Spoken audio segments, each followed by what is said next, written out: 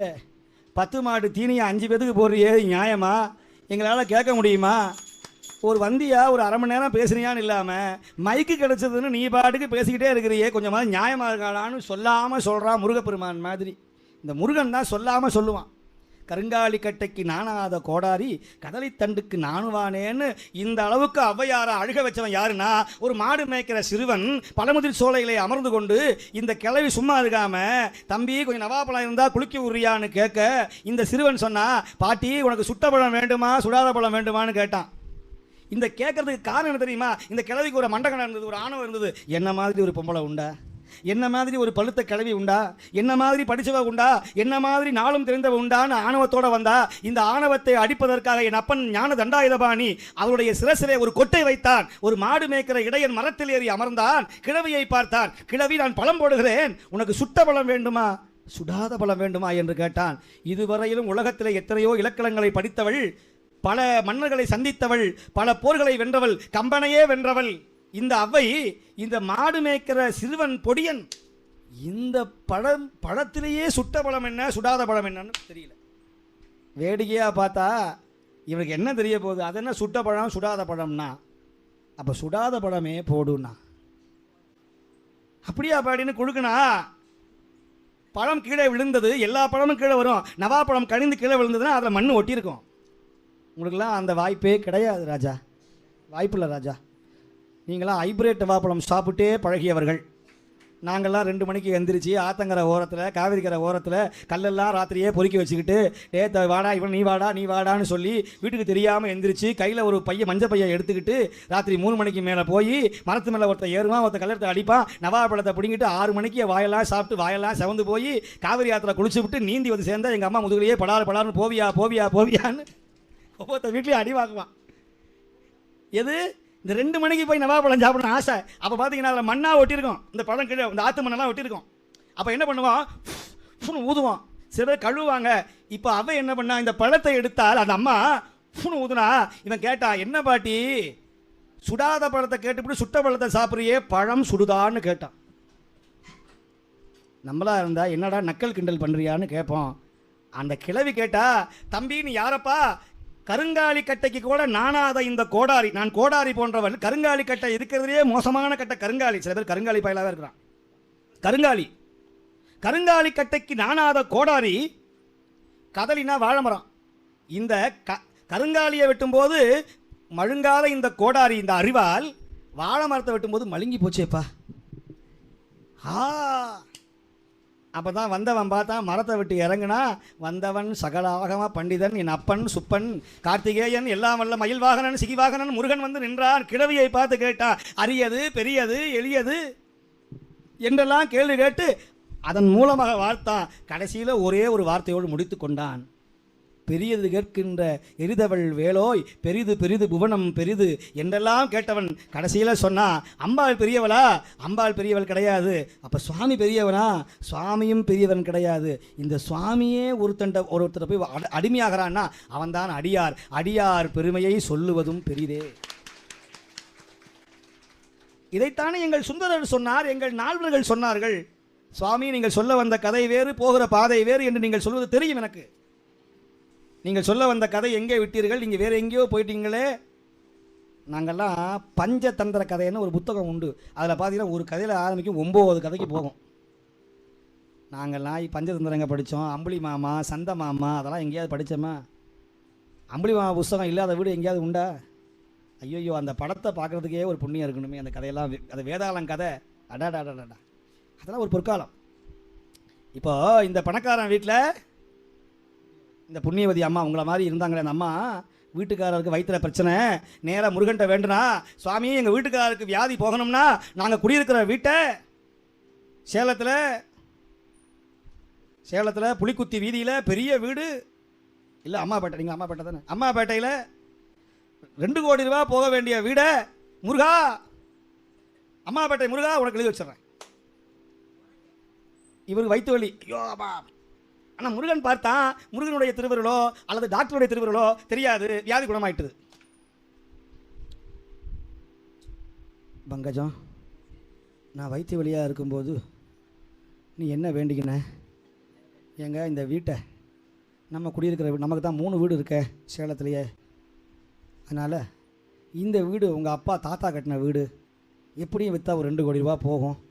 இந்த வீட்டை நான் நேர்த்த பண்ணிக்கிட்டேன். இந்த வீட்டை நான் விற்றுவிட்டு இதை முருகன் கோயிலில் கொடுக்கலாம்னு நினைக்கிறேன்.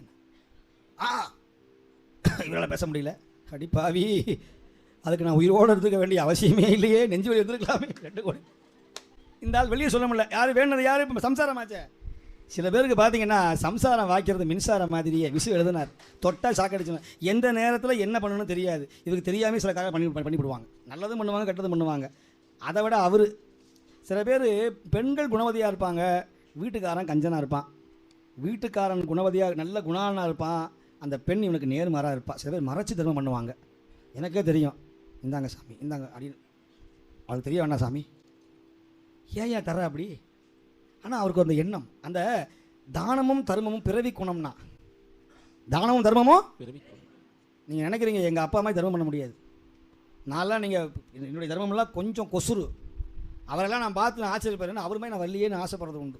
அப்போல்லாம் அவங்களாம் கதற அடை புனைந்தவங்க, காங்கிரஸ்காரங்க. பெருசாக வருமானம் கிடையாது. எழுத்தராக இருந்தவர், எழுத்து கணக்கு பிள்ளையாக இருந்தவர். அவருக்கு பெருசாக வருமானம்லாம் கிடையாது. ஆனால் ஒரு மாம்பழத்தை வாங்கிட்டு வருவார் அங்கேருந்து பெரிய மூட்டையில். அப்படியே பங்கனப்பள்ளி மாம்பழம், மல்கோவா மாம்பழம்னு தஞ்சாவூரில் கும்பகோணத்தில் இருந்து ஒரு 2 மூட்டையை மாட்டு வண்டி, மண்ணேற்ற மாட்டு வண்டியில் கொண்டு வருவார். வாங்கிட்டு நீங்களாம் போங்க கொண்டு வரேன் பார். வீட்டுக்கு வந்தால் ஒரு சின்ன மஞ்சள் பிறகு 4 மாம்பழத்தை கொண்டு வருவார். எங்கள் அம்மா என்னங்க இது அப்படிங்க. இல்லை வர்ற வழியில் இந்த குழந்தைங்களாம் இருந்தாங்க, இந்த சேரி பிள்ளைங்களாம் இருந்தாங்க, என்னை பார்த்து வாதியாரே என்ன கொண்டு கேட்டாங்க, ஒன்றா கொடுத்துட்டே வந்துட்டேன் பார். ஐயோ கடவுளேங்க. அப்போ எங்கள் அப்பா சொல்லுவார், தாய் இல்லாத பிள்ளையும் தாய்மானவர் ஊரில் பிழைச்சிக்கும், அவன் படி இழப்பான், தர்மம் தலை காக்கும்னு சொல்லுவார். அன்னைக்கு செஞ்ச தர்மம் தான் இன்றைக்கி எந்த ஊருக்கு போனாலும் என்னை பாத பூஜை பண்ணி அவங்க செய்த புண்ணியம். நீங்கள்லாம் சொல்கிறீங்க, நீங்களாம் எப்படின்னு தெரியாது. நான் 20 ரூபா காசுக்காக 7 கிலோமீட்டர் நடந்து போனவன். நான் அந்த துன்பம் உங்களுக்கு வரக்கூடாதுங்கிறதுக்காகத்தான் நான் தாய்மார்களையும் ஏழைகளையும் பார்க்குற பொழுது என்னை அறியாமல் தர்மம் செய்கிறேன். நம்ம பட்ட கஷ்டம் படக்கூடாது இல்லையா? நான் பட்ட துன்பத்தை ஒரு தொண்டர் படக்கூடாது. எத்தனை பேர் 8 அணா இல்லாமல் 1 ரூபா இல்லாமல் இப்போ கண்டக்டர் கீழே ஆகி கொடுத்துருக்காரு தெரியுமா? நான் நம்மளை அப்படி செய்யலை சொல்கிறேன். நான் தன்மானம் மிக்கவன், நடந்து போவதை தவிர அவமானப்பட மாட்டேன். சிவனை கும்புறம் வைராக்கியத்தோடு இருப்பான். சிவனை கும்புறமே பட்டுக்கோட்டை கல்யாண சுந்தரம் சொன்னார். அப்படி எழுதும்போது அவர் போய் காசு இல்லைன்னு சொல்லி, ஒரு 30 ரூபா காசு இல்லைன்னு சொல்லி ஒரு பாட்டை எழுதுகிறார். பட்டுக்கோட்டையில் போய் கொடுக்குறார். அவன் சொல்கிறான், இவன் யாரையா இவன் காசுக்காக அலைகிறான், துக்கடா பாட்டுக்காரன், காசு இல்லைன்னு சொல்லு போடா அப்படின்னு சொல்கிறான். இந்த வார்த்தையை அவனுக்கு கேட்கறது வாசலில் இருந்து. அவன் தமிழ் படித்தவன், தன்மானம் உள்ளவன். அவன் சொல்கிறான், ஒரு பேப்பரை எழுதி விட்டு அந்த பணம் கேட்க வந்தவன்கிட்ட பேப்பரில் எழுதி கொடுத்துட்டு போனான். அந்த பேப்பரை பார்த்தவன், என்னமா எழுதியிருக்காங்க இருக்கு பையன் அப்படின்னு பார்த்தான். அதில் எழுதியிருந்தான் பாருங்க, தாயால் பிறந்தேன், தமிழால் வளர்ந்தேன், நாயே நீ யார் என்னை தமிழால் வெளியே போ என்று சொல்வதற்கு நாயே நீ யார் என்று கேட்டான். தாயால் பிறந்தேன், தமிழால் வளர்ந்தேன், கேவலம் காசுக்காக என்ன போக சொல்றியேன்னு அன்னைக்கு போனவன் தான். அதனால தான் தன்மானம் மிக்கவர்களை இறைவன் விடுறதில்லை. 29 வயசுல அவன் கொண்டு போய் சேர்த்து விட்டது. நான் சொல்லுகிறேன், மீண்டும் சொல்லுகிறேன், தமிழால் வளர்ந்தவன் 39 வயசுல மகாகவி பாரதியார் தன் வீட்டில் இருக்கிற விளக்குக்கு எண்ணெய் கூட வாங்க முடியாமல் செல்லம்மாளையும் தன் பிள்ளைகளையும் பட்டினோடு இருக்கும் பொழுது அரிசி வைத்திருந்தா, என் பிள்ளை பாடசாலையிலிருந்து வந்துவிடும், கஞ்சி காய்ச்சலாம்னு வச்சிருந்தா. செல்லம்மாவுக்கே தெரியாமல் கொள்ளைப்புறமாக உள்ளே நுழைந்தான் எங்கள் முண்டாசு கவி. மீசையை முறுக்கினான், தாடியை தடவினான், செல்லம்மாவை கூப்பிடவில்லை, பதுங்கி சென்றான். அந்த பானையிலே இருந்து அரிசியை அப்படியே அள்ளினான், தன்னுடைய மடியிலே கட்டினான், வெளியே வந்தான், குருவிகளை அழைத்தான். காக்கை குருவிகள் எங்கள் சாதி, இங்கு பலருக்கு உண்டோ நீதி என்று அரிசியை வீசி எறிந்தான். செல்லம்மாள் வந்தார், ஐயோ என் பிள்ளைக்கு அரிசி இல்லையே என்று சொன்னான்.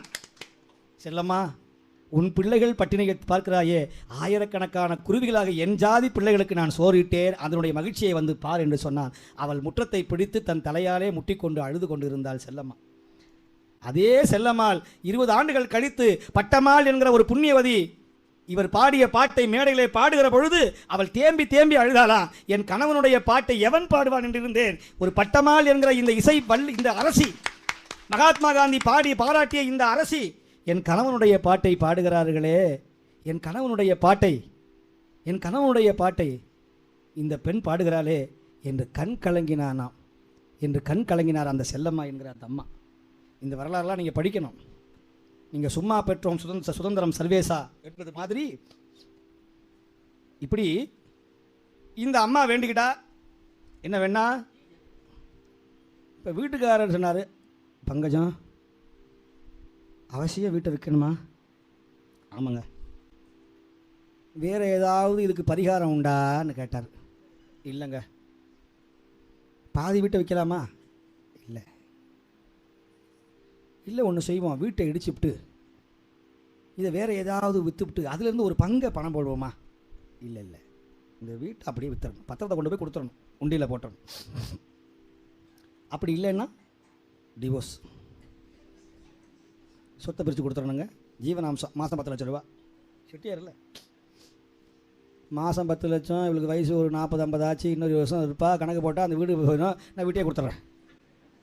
வீட்டையே இப்போ வீட்டை விற்க வராரு, நீ வராத, நான் போய் அந்த வீட்டை ஏலத்தை விட்டுவிட்டு இந்த பணத்தை கொடுத்துட்டு வந்துடுறேன். இப்போ என்ன பண்ணார் தெரியுமோ? வந்து விற்றார். வீட்டோட விலை 1 ரூபா. வீட்டோட விலை எவ்வளவு? 1 லட்சம் இல்லை, 1 கோடி இல்லை, எவ்வளவு? 1 ரூபாய், 1 ரூபி, 1 ரூபா. என்ன கிறுக்கு பயிலாக இருக்கானே, என்னையா 1 ரூபாய்க்கு அவன் தருமா அப்படின்னு ஒருத்தன் என்ன பண்ணா, 1 ரூபாயை கட்டினா. தம்பி, கண்டிஷன் உண்டு தம்பி. என்னையா? இந்த வீட்டை வாங்குறவன் நான் ஆசையாக வளர்த்த பூனையும் வாங்க வேண்டும். வீடு 1 ரூபாய்னா பூனை 4 ரூபாயா இருக்கும். பூனை 2 கோடியே 30 லட்சம் ரூபாய். பூனை 2 கோடியே 30 லட்சம். அட மக்கு பயில, அதுக்கு வீட்டையே விற்றுக்கலாமேடா. என்னமோ சூழ்ச்சி பண்ணுறான். வீடு போக 4 கோடி ரூபாய்க்கு போவோம், சரி நமக்கு வந்த வரைக்கும் லாபம், பூனையை வாங்கி தொலைச்சி எங்கே அடித்து தரத்தி விடுவோன்னு சொல்லிவிட்டு இந்த பணத்தை கட்டிவிட்டு 2 கோடியே 30 லட்சத்தி 1 ரூபாயை கொடுத்துவிட்டு வீட்டையும் வாங்கினா. இப்போ இந்த சம்சாரம் என்ன வேணா? வீட்டை விற்ற காசை தான் 1 ரூபாயை கொண்டு போய் உண்டியில் போட்டுட்டு பூனையை விற்ற காசை கொண்டு வந்து. இப்போ முருகன் சும்மா விட்டானா? கொடுத்தவனே பறித்து கொண்டாண்டின்னு இவனுக்கு வந்த வியாதியை விட அதிகமான வியாதி வந்து இருக்கிற பணமும் காலியாக போச்சுன்னு ஒரு நகைச்சுவையான ஒரு கற்பனை வரலாறு. கடவுளை ஏமாற்றக்கூடாது, அடியார்களை ஏமாற்றக்கூடாது, கடவுளை நம்பியவர்கள் மனம் கலங்கக்கூடாது, தொண்டு செய்கிறவன் மனம் கலங்கக்கூடாது. நான் மீண்டும் சொல்கிறேன், நீங்கள் சினிமா படத்தில் பார்ப்பீங்க, 1000 குற்றவாளிகள் தப்பிக்கலாம், ஒரு நிரபராதி தண்டிக்கப்படக்கூடாது. சட்டம் ஒரு இருட்டறை, நாம் அனைவரும் அதில் இருக்கிற கூடர்கள் என்று எழுதினார் பேரறிஞர் அண்ணா அவர்கள். அந்த மாதிரி நீதி அதில் அது ஒரு விளக்கு என்று எழுதினார். அதனால தான் நீங்கள் அந்த தெராசில் அப்போல்லாம் பொம்மை வச்சுருப்பாங்க, நீதி தேவதையில் கண்ணை கட்டுவாங்க. ஏன் தெரியுமா? நீதி கண்ணிலன்னு கிடையாது. வந்தவன் தன் பிள்ளையாக இருந்தாலும், தன் கணவனாக இருந்தாலும், தன் மனைவியாக இருந்தாலும், வேண்டியவன் வேண்டாதவன் யாராக இருந்தாலும் அந்த நீதி கண்ணால் யாரையும் பார்த்தால் மனம் கலங்கிவிடும் என்பதற்காக கண்ணை கட்டிவிட்டான். அந்த தெராசு கோலை கையிலே கொடுத்தான். இதை காட்டியவன் யார்? எங்கள் மனுநீதி சோழன் என்கிற திருவாரூரில் வாழ்ந்த மனுநீதி சோழன் காட்டினான். இறந்து போனது பசு கண்ணுக்குட்டி, குலத்துக்கு ஒரு மகன் என்றாலும் கூட அந்த பசுவினுடைய நீதிக்காக தன் மகனை தேர்காலில் வைத்து நசுக்கி கொன்றவன் எங்கள் மனுநீதி. சிவி சக்கரவர்த்தி, ராஜராஜன், விஜயாலய சோழன், அந்த மரபில் வந்தவர்கள் நாம் அனைவரும். அந்த மாதிரி கடவுளை ஏமாற்றுவது மிக கடினம். இந்த முருகபக்தருடைய விழாக்கள் நிறைய செய்யணும். அப்படி அருணகிரி சுவாமிகள் ஞானசம்பந்தர் மாதிரி தமிழ் படிக்கணும்னு ஆசைப்பட்டார், ஞானசம்பந்தர் மாதிரி பாடணும்னு ஆசைப்பட்டார். அப்படி பாடியவர்கள் தமிழ் படிக்கணும். தமிழ் படித்தா என்ன கிடைக்கும்? எல்லாமே கிடைக்கும். இப்போ அதனால தான் உங்களுக்கெல்லாம் நீங்களே வேதத்தை சொல்லுகிறீர்கள், நீங்களே தமிழில் பாடுகிறீர்கள். இப்போ திருவாசகம் முழுக்க தமிழில் தானே இருக்குது, தமிழில் தானே இருக்குது. இப்போ இந்த தமிழை நீங்கள் பாடினால் இதுதான் அர்ச்சனை, இதுதான் புகழ்ச்சி பாட்டு, இதுதான் நம்முடைய சிறப்பு வாய்ந்த அற்புதமான பதிகங்கள். அப்படி ஞானசம்பந்தர், நாவுக்கரசர், சுந்தரர், மாணிக்கவாசகர் பாடினார். அந்த வகையில் இந்த அற்புதமான இந்த திருவாதிரை வழிபாடு உங்கள் வாழ்க்கையில் மறந்து விடாதீர்கள். நடராஜ பெருமானை தரிசனம் செய்தால் உங்கள் வாழ்க்கையில் துன்பமே வராது, இடர் வராது, துயரம் வராது. திருவாதிரை அன்னைக்கு இந்த இடத்துல வந்து உட்காந்து அவன் அபிஷேகத்தை பார்த்து அவன் திருமுகத்தை கண்டால் போதும், கண்டவர்க்கு மறு ஜென்மம் வராது, கண்டவர்க்கு மறு ஜென்மம் வராது. சிவனை வழிபட்டவர்கள் துன்பக் கடலில் முழுகார். அவன் உங்களை ஒருபொழுதும் கைவிட மாட்டான். கனக சபேசன் முருகனும் கைவிட மாட்டான், சிவனும் கைவிட மாட்டான், அம்பிகையும் கைவிட மாட்டான். அப்பேற்பட்ட ஒரு புண்ணியமான ஒரு இறைவன் தான் நடராஜன். நடராஜன் நடராஜன் அதனால தான் நான் அடிக்கடி எங்கே போனாலும் அவன் தாரக மந்திரத்தை சொல்லிக்கொண்டே இருக்கிறேன். முருகன் வேறு சிவபெருமான் வேறு கிடையாது. 5 முகம் தோன்றில் 6 முகம் தோன்றும் வெஞ்சமரில் அஞ்சலன வேல் தோன்றும். சேந்தனை கந்தனை செங்கோட்டு வெற்பனை. உலகத்திலேயே 2 சுவாமி தான் கோழியை கையில் பிடித்த தெய்வம். கோழி கொடிவுடைய தெய்வம். நேற்றுக்கு வந்தவன் பாதி பேர் முருகா முருகான்னு சொன்னவன் நாளைக்கு பார்த்தீங்கன்னா அதே கோழியை எடுத்து குழம்பு வச்சு குருமா திம்பான். முருகன் பாப்பா நேற்று தாண்டா கோழி கொடியுடையவனேங்கிற கொள்கையால் வாழ்கிறவங்க யார் தெரியுமா? சிவனடியார்கள் மட்டும்தான். அதனால தான் மற்ற சமயங்கள் பெருசாக வரல. ஏன் முருக வழிபாடு பெருசாக வரல, சிவன் வழிபாடு பெருசாக போகுதுன்னு சொன்னால், சிவ வழிபாடுக்கு ஏன் வரலன்னா கொள்கையினால் உயர்ந்தவர்கள், சிவ வழிபாட்டு உள்ளவர்கள். சுவாமி நேற்றுக்கு ஒரு மாதிரி பேசுனீங்களே என்று கேட்கக்கூடாது. நேற்றுக்கு பேசுனது நான் ஓப்பனாக தான் பேசினேன். நேற்றுக்கு எல்லாருக்கும் சாட்டையில் நரிக்கிறவன் கூட கோழியை திங்காமல் இருக்கிறான், முருகனுக்கு பெண்ணு கொடுத்தான்னு சொல்கிறான். எங்கள் சிவனை வழிபடுறவன் சைவனாக இருக்கணும், முருகனை வழிபடுறவன் எப்படி? நேற்று வரைக்கும் கோழியை சாப்பிட்டவன் அடுத்த நாள் பழனிமலைக்கு போகலாம், நேற்று வரைக்கும் ஆட்டை சாப்பிட்டவன் திருப்பதிக்கு போகலாம், நேற்று சாயங்காலம் மட்டன் சாப்ஸ் குழம்பை சாப்பிட்டு விட்டு தலையோடு தண்ணி குடித்து விட்டு மலம் கூட போகாமல் எலுகுண்டலவாடா கோவிந்தா கோவிந்தான்னு போகலாம், திருவண்ணாமலைக்கு போக முடியாது. எரிச்சிடுவான் அவன். திருவண்ணாமலை சாமி எல்லையிலேயே விட மாட்டான், சுட்டரித்து விடுவான். பயப்படுறான். முதல்ல போயிடுவானா? அண்ணாமலையார் பக்கத்தில் உட்காந்துருவானா? நான் கேட்குறேன். அவனே நெருப்புகிட்ட போய் ரொம்ப ஜாக்கிரதையாக இருக்கணும். நெருப்புகிட்ட அது ஸ்டவ் அடுப்பாக இருந்தாலும் சரி, ஊதுபத்தியாக இருந்தாலும் சரி, 10,000 ரூபா புடவை வாங்கி ஒரு ஊதுபத்தி பட்டுருச்சுன்னா நிலைமை என்ன ஆகும்? கட்ட முடியுமா உங்களால்? கட்டுவீர்களா நீங்கள்? கூடாது. நம்மை கடைசி வரைக்கும் நம்முடைய உடம்பை எரிப்பது எது? 2 தான். ஒன்று மண், ஒன்று திருவாரூர் சாமி மண், இன்னொன்று அண்ணாமலை. இந்த 2 பேரும் தான் கடைசியில் போய் நம்ம சேர வேண்டிய இடம். ஒன்று திருவாரூர் சாமி மண்ணோட மண்ணை ஆக்கிடுவார். 2 மாதம். முதல் மாதம் மயிறு சதை நரம்பு எலும்பெல்லாம் மண் சாப்பிடும். அப்புறம் லேசாக 30 நாள் கழித்து எலும்பை அப்படியே மெதுவாக சாப்பிட ஆரம்பிக்கும். 2ஆம் மாதத்தில் எலும்பெல்லாம் கழுண்டு போயிடும். 3ஆவது மாதம் வெட்டியான் வந்து அந்த குழியை எடுத்து விட்டு தூக்கி போட்டு விட்டு அடுத்த பணத்தை பறிப்பான். நம்ம மண்டவோடு மட்டும் அப்படியே மேட்டில் உட்காந்துக்கிட்டு ஆன்னு சிரிச்சுக்கிட்டு இருக்கும். அப்போவே சாமி சொன்னார், இருக்கும் போது தான் சிரிக்கலை, செத்து போனப்பறம் சிரிடா கைப்பிள்ளை மாதிரி ஈன்னு உட்காந்துருப்பான். இது பேர் நகு தலைன்னு பேர். எந்த மண்டை ஓடாது உம்முன்னு இருக்குமா? நகு தலைன்னு பேர். நகுனா சிரித்தல். செத்து போனப்பறம் தான் பல பேர் நிம்மதியாக இருக்கிறான். செத்து போனப்பறம் தான். அதனால தான் செத்தே போனால் சிரியாரோ. ஆனால் சில பேர் நீங்கள் நான்லாம் அடிக்கடி போகிறதில்ல, நான் பறந்து போச்சு. நீங்களாம் அடிக்கடி இறப்புக்கெல்லாம் அடிக்கடி போவீங்க. அது கொங்கு நாட்டில் பார்த்தீங்கன்னா கல்யாணத்தை விட இறப்புக்கு போய் முதல்ல உட்காந்துருப்பாங்க. அதை மேலே உருண்டு அதை புரண்டு அதை கையை பிடிச்சி இழுத்து அதை கட்டி பிடிச்சி எல்லாம் போட்டு அழுது ஒப்பாரி வச்சு அதில் பார்த்தீங்கன்னா அந்த அம்மா சொல்லும், மகராசன் இருக்கும்போது எப்படி இருந்தார் அவர் அப்படியோ அப்படிம்பார். எந்த பணமாவது இப்படி இருக்கா? எல்லாம் வாயை ஊன் தொங்கிட்டு கழுத்தை போட்டு கட்டி கையை போட்டு கட்டி விரலை போட்டு கட்டி கையை உடக்கி உட்காந்துருக்கார். ஆனால் ஞானிகளை பாருங்கள், சித்தர்களை பாருங்கள், யோகிகளை பாருங்கள். ரமண மகரிஷி ஜீவசமாதி அடைகிற பொழுது இந்த அண்ட பிரகாசமே ஜோதிமயமாக மானது. ரமணர் அன்றளர்ந்த தாமரை மலர் மாதிரி இருந்தார். யோகி ராம் சரத்குமார் என்ற மகான் எவ்வளோ பெரிய ஞானி. விஸ்வி சுவாமிகள் அப்படியே ஜீவசமாதி அடையும் போது அப்படியே அன்றளர்ந்த மல்லிகை மலர் மாதிரி சிரித்து கொண்டே இறைவன் திருவடியை சேர்ந்தார். கணக்கம்பட்டி சுவாமியினுடைய கருணையை சொல்ல முடியுமா? தாத்தா சுவாமியை நான் ஒரு முறை அவர் சந்திச்சிருக்கிறேன். என்னப்பா வந்தியா, போண்டா சாப்பிடு புண்ணியம் கிடைக்கும் அப்படின்னார். என்னடா புதுசாக இருக்குது, போண்டா சாப்பிடு புண்ணியம் கிடைக்குங்கிறாரு. போண்டா சாப்பிடு, அவர் ஏதாவது உளருவார். எனக்கு சித்தர்களுக்கு நிறைய தொடர்பு உண்டு. போண்டா சாப்பிடு புண்ணியம் கிடைக்கும்னார். என்ன சூட்சமும் தெரியலையே, எதுக்கு போண்டாவை சொல்கிறாரு தெரியலையே. அப்புறம் நிறைய மாற்றங்கள் வந்தது. என் கூட ஒரு சுவாமி இருந்தார் திருச்சிராப்பள்ளியில், மிகப்பெரிய அவதூது. அவங்கெல்லாம் போட்ட பிச்சை. எங்கள் அப்பா ஒரு சுவாமி கூட இருந்த தனக்கோழி சுவாமின்னு நிர்வாண குளத்தில் இருப்பார். அப்படியே மலத்தை எடுத்து அப்படி சந்தனம் மாதிரி இப்படி பூசுவார். இப்படி பக்கத்தில் போனோம்னா கம கம கமன்னு வாசனை வரும். மலம் இல்லை, சந்தனம்.